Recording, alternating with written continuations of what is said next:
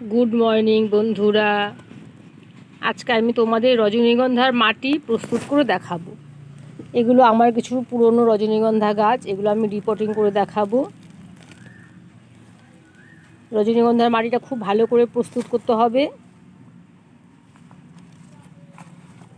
তাহলে রজনীগন্ধা এবছরের মতো খুব ভালো ফুল দেবে।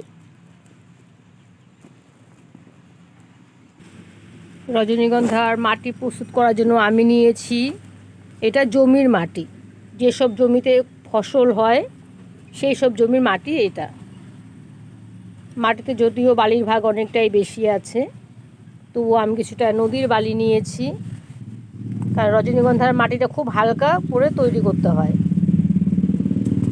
আর নিয়েছি কিছুটা পাতা পচা সার। পাতা পচা সারটা যে কোনো গাছের জন্য ভীষণ ভালো, মাটিটাকেও ভীষণ হালকা রাখে আর যথেষ্ট পুষ্টি যোগায় গাছের। এই পাতা পচা সারটা আমি ঘরেই তৈরি করেছি। পাতা পচা সারের ভিডিওটা আমার চ্যানেলে দেওয়া আছে, ডেসক্রিপশান বক্সে আমি এর লিঙ্ক দিয়ে দেব, তোমরা দেখে নেবে। পাতা পচা সারটা খুব ভালো সব গাছের জন্য। আর নিয়েছি শুকনো গোবর সার। এটা শুকনো গোবর সার, 1 বছরের পুরনো গোবর সার হলে খুব ভালো হয়। গোবর সার দিলে রজনীগন্ধার ফুলগুলো খুব সুন্দর হয়, অনেক দিন টেকে। এটা আমার গত বছরের রজনীগন্ধা গাছ, কত একটা থেকে কত চারা হয়েছে। এগুলো সব আলাদা আলাদা করতে হবে।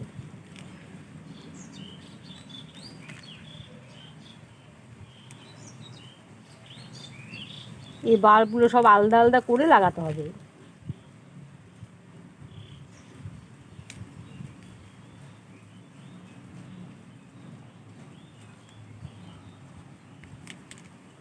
খুব আস্তে আস্তে করতে হবে, যাতে শেকড়টা থাকে, শেকড়টা ছিঁড়ে না যায়। এই বাল্বগুলোকে আমি আলাদা করে নিচ্ছি, এগুলো আলাদা আলাদা প্যাকেটে আমি লাগাবো।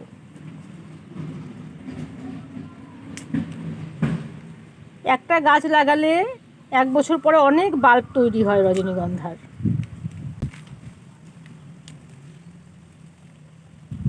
সবগুলোকে আমি আলাদা আলাদা করে নিচ্ছি।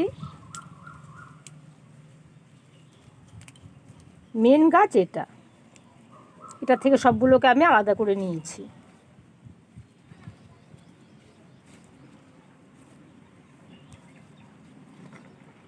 এটাও আমার গত বছরের গাছ। রজনীগন্ধা ফুলের গন্ধে বাড়ি ভরে থাকে, খুব সুন্দর, আমার ভীষণ প্রিয় রজনীগন্ধা ফুল।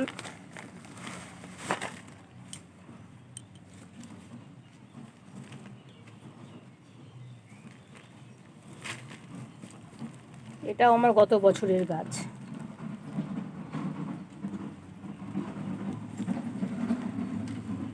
এটাতেও দেখো কত বাল্ব হয়েছে। এগুলো সব আলাদা আলাদা করে লাগাতে হবে।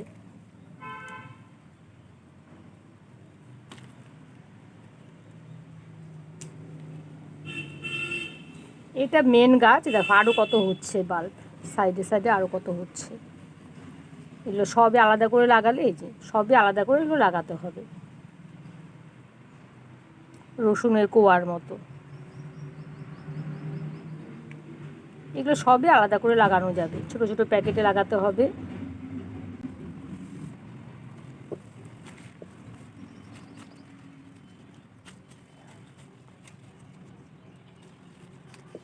মাটিটা আমি তোমাদের প্রস্তুত করে দেখাচ্ছি। এই মাটিতে আমি কিছুটা বালি মিশিয়ে নিচ্ছি, পুরো মাটির মধ্যে। আর মিশিয়ে নিচ্ছি পাতা পচা সার। পাতা পচা সার দিলে ফুলটাও খুব ভালো হয়, গাছটাও ভীষণ হেলদি হয়।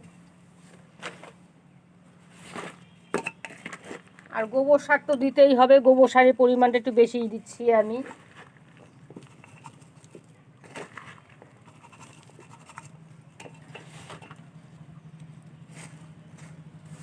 সবসময় মনে রাখবে, গোবর সারটা 1 বছরের পুরনো হতে হবে। গোবর সার পুরনো না হলে গাছে দেওয়া যাবে না। মাটিটাকে আমি ভালো করে মিশিয়ে নিচ্ছি।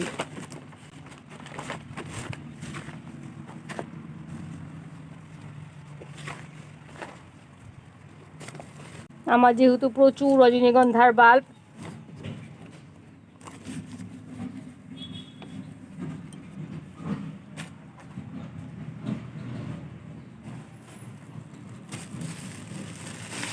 তাই আমি এই প্যাকেটগুলো কিনে এনেছি। এগুলো নার্সারি থেকে নিয়ে এসেছি। এক একটার মধ্যে এক একটা বাল্ব লাগাতে হবে।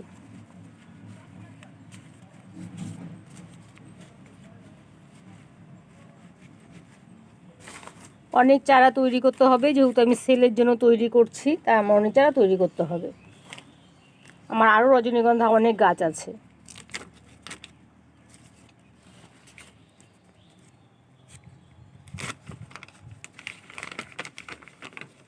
এই প্যাকেটগুলো তৈরি করার আগে প্যাকেটের ভেতরে কিছুটা নারকেলের ছোবড়া দিয়ে নিতে হবে। যত হালকা মাটি হবে, যত হালকা হবে রজনীগন্ধার তত ভালো হবে। কিছুটা নারকেলের ছোবড়া দিয়ে নিচ্ছি ভেতরে, তারপরে এই মেশানো মাটিটা আমি দিয়ে দিচ্ছি।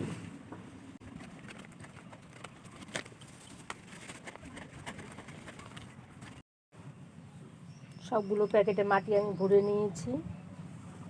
বাগান সম্বন্ধে জানতে হলে আমার চ্যানেলটিকে সাবস্ক্রাইব করে দিও। আরও অনেক রকম ফুল গাছের ভিডিও আমি দেব।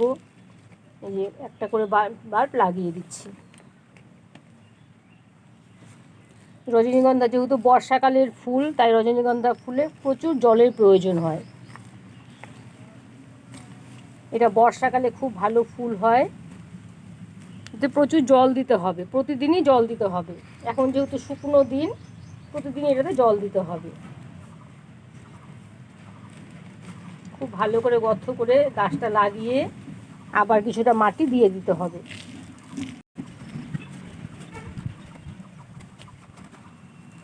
এই বড় গাছটা আমি একটা বড় প্লাস্টিকে লাগিয়ে দিচ্ছি। প্যাকেটেও করতে পারো, টব ভালো টব হলে টবেও করতে পারো। আমি প্যাকেটেই করি, আমি বেশিরভাগ গাছ সেল করব, তাই আমি প্যাকেটেই করে নিচ্ছি।